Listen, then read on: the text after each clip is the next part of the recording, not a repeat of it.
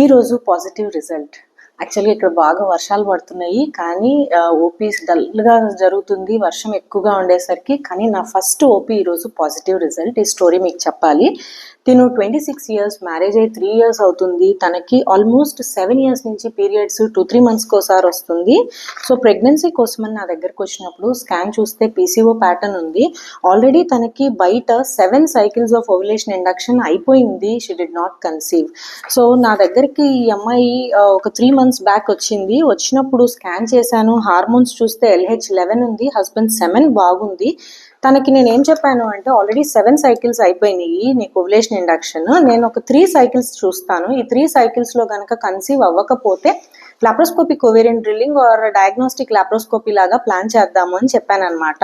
So నా దగ్గరకు వచ్చిన తర్వాత కూడా తను ఫస్ట్ 2 cycles కన్సీవ్ అవ్వలేదు, కానీ తనకి హిస్టరీలో ఏంటంటే బ్లీడ్ అనేది తక్కువ అవుతుంది అని చెప్పింది అనమాట.